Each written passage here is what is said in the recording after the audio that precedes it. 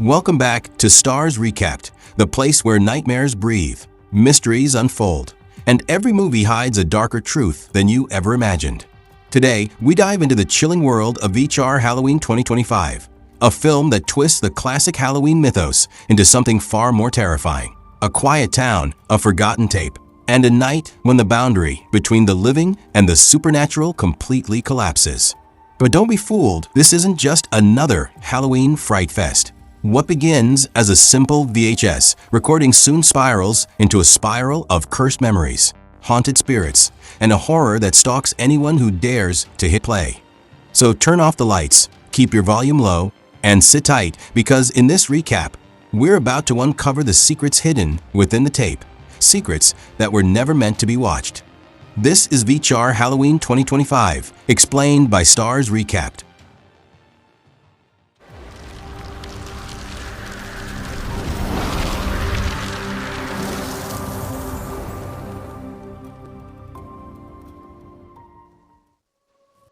The film begins inside a secluded research facility, where Dr. Blaine Rothschild is preparing a group of volunteers for the trial of a new soft drink known as Diet Phantasma. The first participant, identified only as Subject 37, hesitates when he notices several wires connected to his head. Dr. Rothschild calmly reassures him that the equipment is only meant to record his brain activity during the test. But the moment the boy takes his first sip, everything goes horribly wrong. He suddenly clutches his face, blood pouring down as he screams in agony. Before anyone can react, slimy tentacles burst from the soda can, forcing the boy to gulp down every remaining drop until his face is brutally torn apart. He collapses instantly, lifeless, and a team of cleaners quietly enters the room to wipe away every trace of what just occurred. The movie then transitions into the next tale. Here we meet Lacey and Kaylee, two best friends enjoying what might be their final Halloween night together before college. They roam through the neighborhood, laughing as they swipe candy from kids and empty bowls left out with Take One signs. During their mischievous walk, they notice a house glowing with bright, pulsing lights. They ring the bell expecting candy, but no one answers. Just as they turn to leave, the door creaks open on its own. Kaylee feels uneasy and wants to leave, but Lacey insists on exploring, thrilled by the spooky atmosphere. Inside, a foul stench fills the air, and something that looks like spilled milk streaks across the floor. Suddenly, a strange woman, who the girls hear being called Mommy, appears, holding a basket of candy. She drops it by accident, and as the sweets scatter, Kaylee's eyes widen in horror. A tiny, still-moving fetus lies squirming on the ground. Lacey brushes it off as a Halloween prank, but the house suddenly goes pitch black. When the lights flicker, they notice a giant cage in the middle of the room and massive footprints smeared in the same milky substance. Panicked, the girls decide it's time to escape, only to find the front door has completely disappeared, replaced by a blank wall. Every window is boarded shut from the outside. As they search for another exit, they catch sight of a strange man with oversized cheeks staring at them, and the moment they notice him, he scurries away like a terrified child. Not far from where they stand, the girls stumble upon a bizarre contraption, a breast pump built to service 6 separate breasts at once. Following the tubes, they discover a woman strapped to a machine, her body forcibly connected to a milking device. Shaken and terrified, the girls inch past her, only to be confronted by Mommy, who steps out of the shadows and exposes her 6 deformed breasts, confirming the nightmare is all too real. Driven by pure panic, Lacey and Kaylee bolt upstairs. There, they encounter a girl dressed in an old cheerleading uniform, crawling and wailing like an infant. It takes them a moment to realize this is the same cheerleader who vanished without a trace last Halloween. Before they can process it, the girl lets out a piercing scream, instantly alerting Mommy. The friends are forced to run again. They barricade themselves inside a nearby room, where they find a haunting photograph of a pregnant woman who had hanged herself. Beneath the image, a chilling message reads, "I died to be free." A rope matching the one in the picture lies coiled on the floor. Before they can escape, Mommy crashes through the doorway. With terrifying strength, she crushes Lacey's ribs. Kaylee intervenes, pulling her friend away, and they manage to escape for the moment, but Lacey collapses soon after, too injured to continue. Her eyes flutter shut. Mommy returns and drags Lacey off into the darkness, while Kaylee screams helplessly, refusing to abandon her friend. Kaylee gathers her courage and follows the sounds to the basement. There, she finds a disturbing sign waiting for her. "Welcome, babies, Lacey and Kaylee." And then she sees them, Mommy. The previous victims and Lacey, her best friend, now sits among them, face puffed out, cheeks swollen unnaturally, behaving like a newborn child.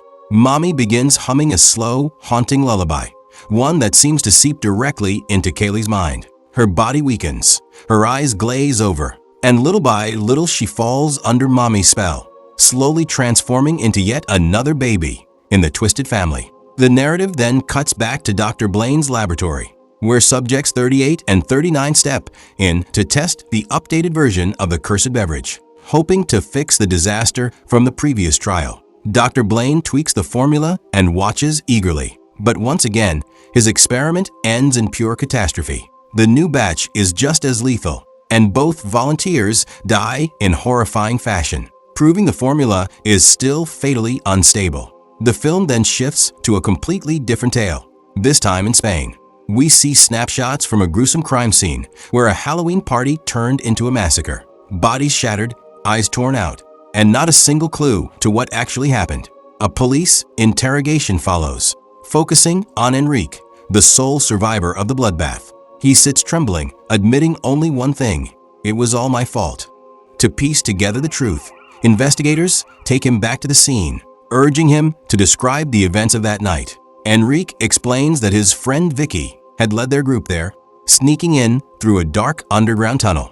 A flashback reveals what happened. With Vicky documenting everything, she explains that the abandoned site once belonged to Roberta Marconi, a famous medium from Turin. She claims Halloween night is when the veil between life and death becomes weakest. The group eventually enters a strange chamber plastered with unsettling drawings. In the center sits an old rotary phone, something Vicky insists wasn't there during her last visit. Back in the present, investigators recreate the setup, placing a rotary phone in the same spot. Enrique begins trembling uncontrollably at its sight. An officer reassures him, asking him to reenact every detail. Another flashback shows the group noticing a Latin phrase carved into the wall, ut supra sic infra, meaning, as above, so below. Without realizing it, Enrique speaks the phrase aloud 3 times. Immediately, the old phone begins to ring, even though it's not connected to any cable. Vicky panics and warns everyone not to touch it. But curiosity overtakes Enrique. He lifts the receiver, and his body violently convulses as the door slams shut behind them. Back in the present, the police insist he repeat the same Latin phrase again. He whispers it once, twice, 3 times. Suddenly, the phone rings. Enrique desperately pleads with them not to answer, but a female officer reaches for the receiver. Suddenly, Enrique's entire body convulses, and the door slams shut, perfectly mirroring what happened the night of the massacre. A moment later, the horror intensifies. He begins vomiting the eyeballs of his friends, the very ones he had swallowed during the possession. His demeanor shifts into something no longer human as he lifts the officers off the ground, pinning them against the ceiling by some unseen force. What follows is pure carnage. Enrique tears out each of their eyes, one by one, before their limp bodies crash violently to the floor, explaining why every corpse had shattered bones. The story then cuts back to Dr. Blaine's laboratory for yet another experiment. This time, Subject 40, a woman, takes a sip of the newly modified soda. She smiles, pleasantly surprised by the taste, prompting the doctor to urge her to finish the can. But the moment she does, the can crushes inward on its own, mangling her hands along with it. She spews out a thick black sludge and suddenly loses all sense of control, slamming her body repeatedly against the glass enclosure. Dr. Blaine calmly activates a machine that extracts an unknown substance from her body. Though she survives the extraction, the staff immediately incinerates her with a flamethrower. Dr. Blaine watches with cold optimism, convinced he's almost perfected his formula. The film then transitions to yet another tale. This time, we meet a group of friends, Haley, Austin, Lauren, and Josh, who decide to go trick-or-treating despite clearly being too old for it. Lauren and Josh are newly engaged, though Lauren secretly regrets saying yes. During their Halloween adventure, they stop at a house with a candy bowl and a sign that reads, "One per person." The candies inside are labeled with strange, unfamiliar names. Austin unwraps one shaped like a male body part, shrugs, and eats it anyway. He likes it so much that he ignores the sign and opens more to see what else is inside. That's when things turn bizarre. A severed hand suddenly pops out of the bowl, grabbing Austin's wrist. At first they think someone is pranking them, until the hand starts dragging him closer. Before they can react, the bowl swallows him whole. Josh rushes forward to help, but he too is yanked into the bowl and disappears. Panicking, the girls try to call emergency services, but the bowl quivers and then lunges at them. Within seconds, they're consumed as well, becoming the next victims of a living candy bowl. Eventually, the four friends regain consciousness in a dim, musty basement. At the far end of the corridor sits another basket, eerily similar to the one outside. Austin discovers a note beside it that repeats the same ominous rule, one per person. Before they can question it, a thick liquid pours down onto Austin from above. He tastes it and realizes it's caramel. And that's when a twisted creature known as Fun Size emerges from the darkness, sending the group into a frantic escape. They locate a door that seems to lead outside, but it's tightly locked. Austin searches desperately through the shelves and eventually finds a key, just as Fun Size lunges from the shadows and knocks him into the darkness. Moments later, the others hear Austin screaming. Following the sound, they discover him strapped onto a conveyor belt, slowly inching toward a terrifying machine. They attempt to stop it, but Fun Size forces Austin into the mechanism. The group watches helplessly as he is brutally dismembered, his organs and body parts gruesomely transformed into candy. Because Austin had taken the key, the others rush to the end of the processing line, tearing open freshly packaged candies. One by one, they rip them apart until Josh finally finds the key hidden inside one of the wrappers. They sprint toward the exit, but before they reach safety, Fun Size grabs Haley with the help of a smaller creature. Lauren chases after them and finds Haley in a horrifying state, strapped to a machine that pumps candy into her through a tube. The pressure builds until her face explodes with a spray of gumballs. Devastated and no longer wanting to fight, Haley drags herself onto the conveyor belt, accepting her fate. Lauren and Josh flee in terror, racing to unlock the exit door, only to find it opens into a solid brick wall with the same chilling reminder, one per person.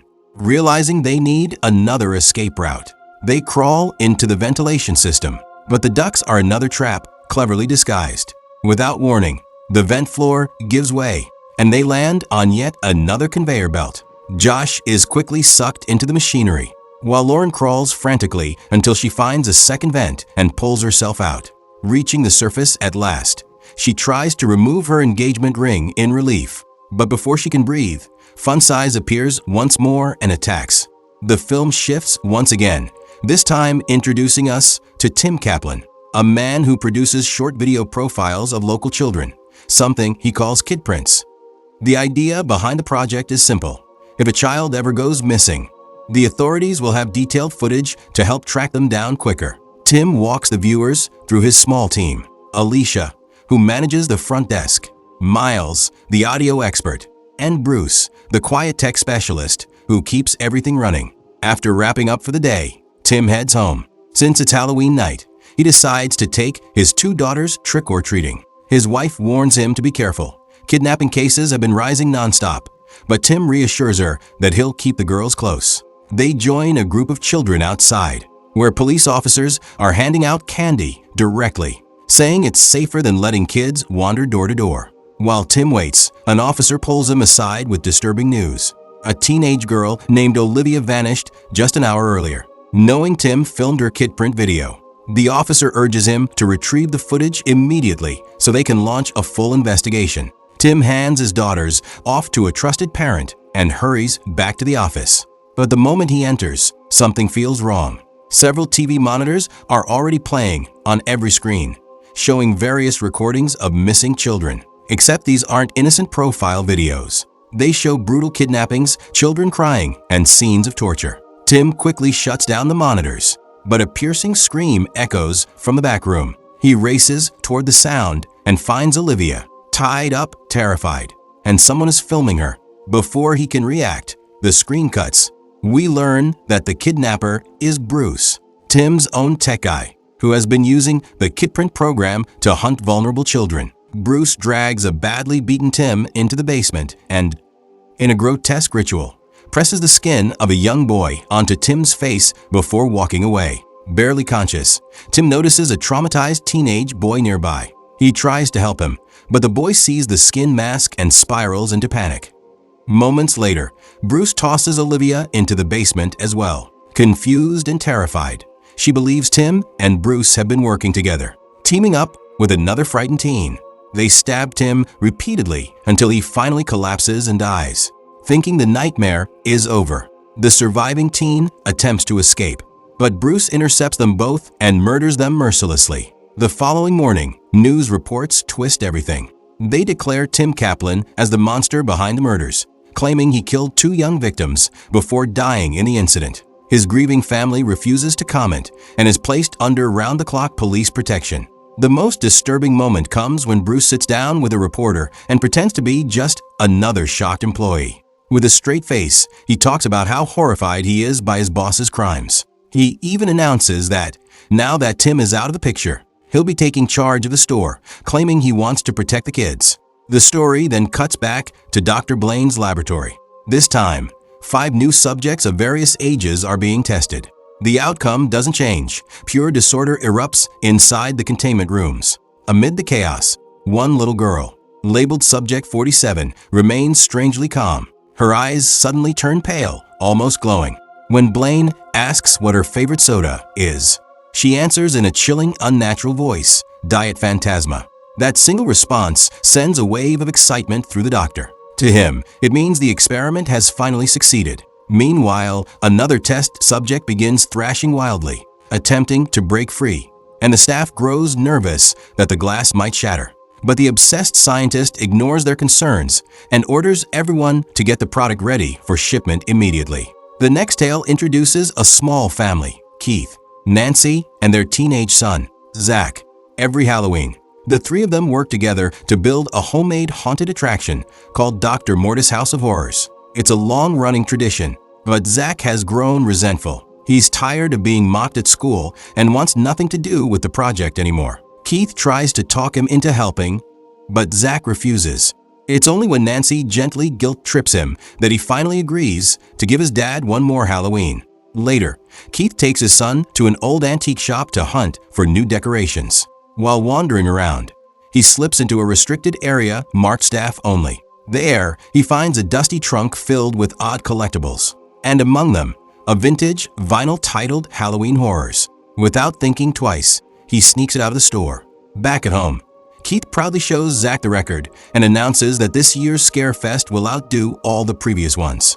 They spot a strange warning printed on the label, claiming that playing it on Halloween will awaken the riders of hell. Keith laughs it off as nothing more than spooky marketing. Finally, opening night for their haunted house arrives. Neighbors pour in, eager to see what the family has created. To set the atmosphere, Nancy places the old vinyl on the turntable, completely unaware that, with the first note, she has already started something far darker than a Halloween attraction. The chaos begins when objects suddenly launch themselves off the shelves, and without warning, the vinyl record bursts into flames. Even so, everyone brushes it off as some freak malfunction and continues with the tour. Their next stop is a graveyard setup. An elderly visitor scoffs at the decorations, insisting that the ghost looks cheap and unrealistic. But before anyone can respond, the door slams shut behind them, locked from the inside. Impossible, because it's supposed to be a prop door that doesn't even function. The old man keeps complaining until Keith nervously admits that the figures dressed in white sheets aren't part of the display at all. Before the man can react, one of the spirits twists his body in an unnatural snap, spraying blood across the cemetery set. Panic erupts. The group scatters, desperately trying to escape while the floating figures pursue them, cutting down victims one after another. The survivors rush into what looks like a mock crypt, only to watch several of the fake corpses rise to their feet and attack. savagely tearing into the children trapped inside. Shaken and terrified, the few who remain manage to escape the crypt and stumble into a castle-themed room. Keith urges his son to put away the camera, but Zach refuses, insisting he needs to record everything so people won't think his father was responsible for the massacre if they manage to make it out alive. Suddenly, one traumatized girl sprints into a shadowy chamber. The group chases her, hoping to pull her out, but the room turns out to be a torture chamber. Tragically, she's killed almost as soon as she enters. An executioner then appears from the darkness, striking down an elderly woman with brutal force. Before he can claim his next victim, Nancy grabs an axe and takes him down. At this point, only Keith, Nancy, Zach, and a young girl are left. They push forward and finally reach the hallway leading to the last room. But before they can regroup, the little girl slips away. When they follow, they discover her already inside and in the clutches of a witch who devours her right in front of them. The witch lunges at the family, severely injuring Zach.